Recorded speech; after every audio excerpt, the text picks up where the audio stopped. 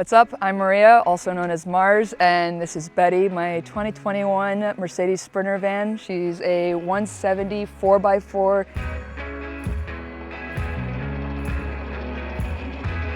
Okay, so right behind my driver's seat, I have this nice big countertop. Cooking and having space to be able to prepare and do things is really important to me, so I wanted to make sure I had a lot of depth here. I also have a huge, I believe it's 99 liter, I could be wrong about that, isotherm fridge, and it is deep enough to be able to put a whole pizza box in the freezer, so that to me was much needed because I love pizza. We've got a pull-out pantry right here for all the foods. Inside of here is like my junk drawer, also where I keep my computers. All the things I pretty much use every day, but like don't know where to stick it. That's what's in this. So this countertop is black walnut. It was my first time putting any kind of countertops in, so it was definitely really challenging. I spent a lot of days sanding, but I love it. I think it's so beautiful. I really wanted the aesthetic of this van to feel very organic and natural. My intention for the design here was to mimic the traditional homes from the island that I'm from, which is Crete in Greece. So we've got like the stone walls, the raw wood. Traditionally, it's like dark wood cabinets that are stained with like vinegar and things like that. So the stone wall is actually plastic. I wanted to make it feel as real as possible, so I got like drywall putty and put it in the cracks here and painted it to make it feel more like that stone-built house kind of vibe. I love my coffee, I love my espresso, so I've got my espresso machine here, which stays here, is not tied down.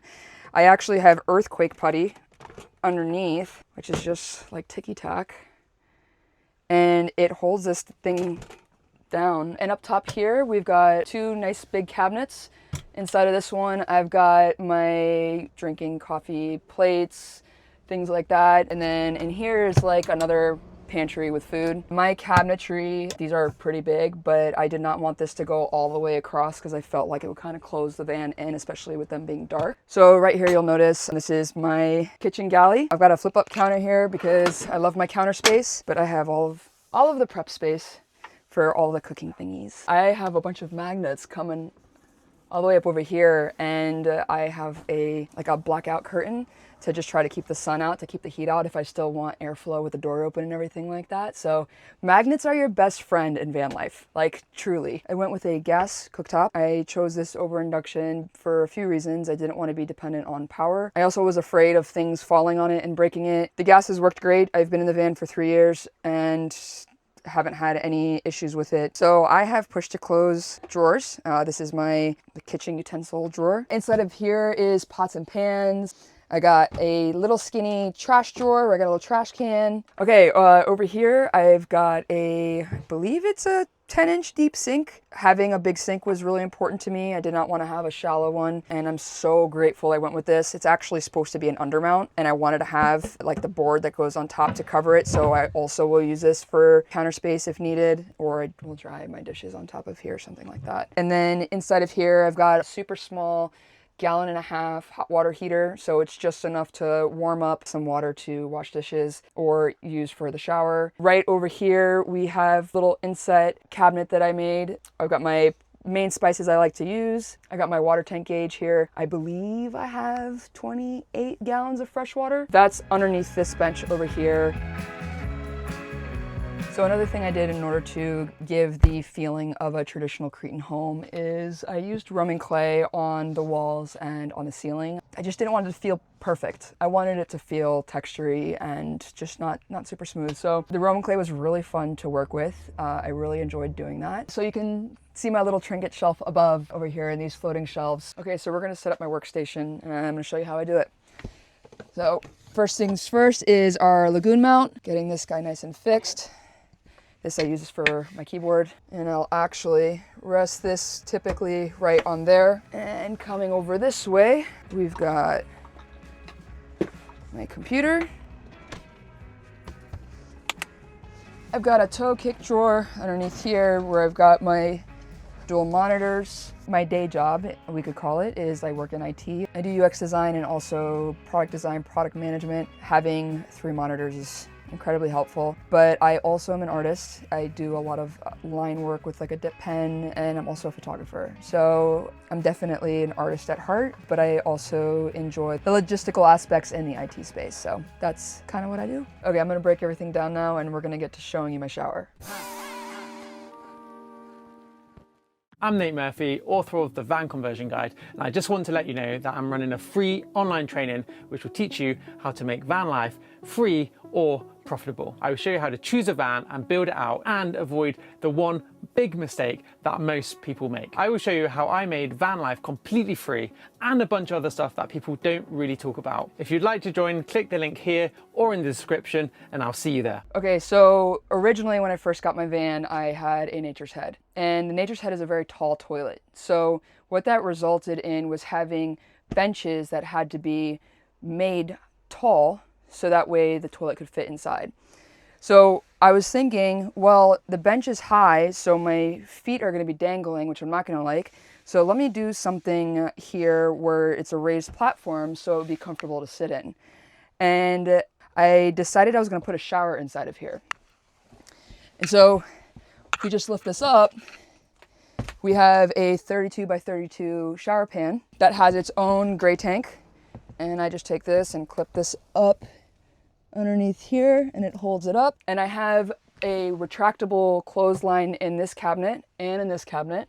And so if I open this, it stays up. I pull the clothesline out across over to this side and I hook it here. And then same thing on that cabinet to go to right here. I have a shower curtain inside of this bag, and it's a square shower curtain. It's actually really cool. Some guy makes it on Etsy. 10 out of 10 recommend this. I think it's amazing. I can also use it outside if I want to take a shower outside and have privacy. But it has a zipper, and because it's put together with like tent stakes, it holds that square shape. Hook the shower curtain on.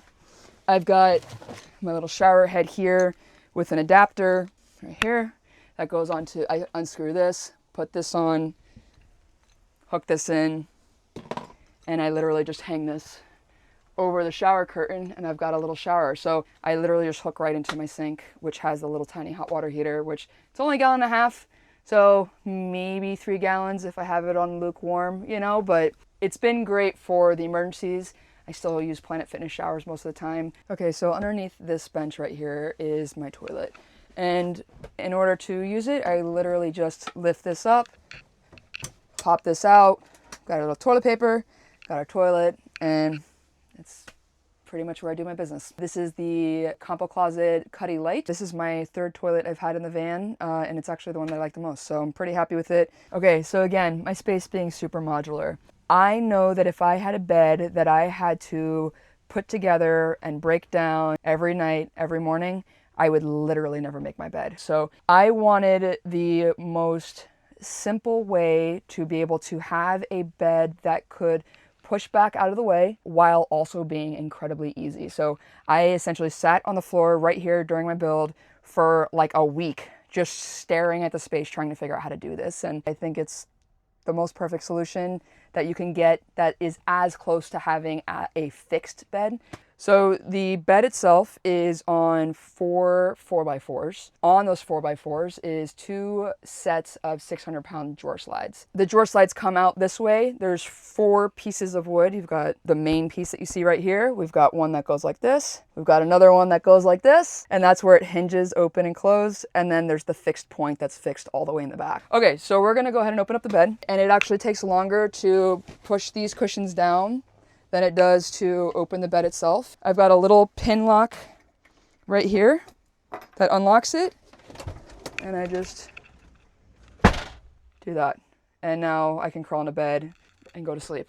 It's that easy. It's a queen size bed, sleeping long ways, front to back. Still have access to the toilet, which is very important. We have an Arctic Tern skylight roof hatch, which I absolutely love. Had to sacrifice some solar in order to have this, but I really, really do love it. And then back here I have my clothes. And also back here I have 2 of the 6-inch dome fans that typically you see in bathrooms. It just helps with the circulation. So these exhausts, I'll have that one intaking air and it helps flow all of the air through, and it's really nice. Okay, and to put the bed away, again, with me sitting on the floor right here trying to figure out how the heck I was going to do this, I was like, what would my grandfather do? And I just kept thinking lever. Like, he would use a lever. And I'm like, a lever? Like, what am I going to step on a lever and like it would like pop up? Long story short, we have a lever. So underneath the bed right here, I used a piece of strut and I made a lever. And I literally just push this down.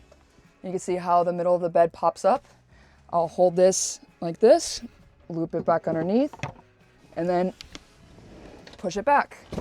So as I push it back, I've got my pin, go like that, and now the bed is back in its place. Okay, so right next to my sink, I have mission control of the van. So I've got my AC unit, which is a mini split 12 volt AC unit, and then I have a diesel heater. And then inside of here, we have the color controller, which is Victron's way of being able to let you know where your status of your battery is. And I also have the inverter controller here. These control the ball valves for my gray water tanks underneath the van. Betty has two Battleborn GC3s, which are at 270 amp hours, which is 540 amp hours of lithium power. I have 400 watts of solar on the roof. I've got a 3,000 watt inverter. Okay, so coming around to Betty's big booty over here, we've got my trunk.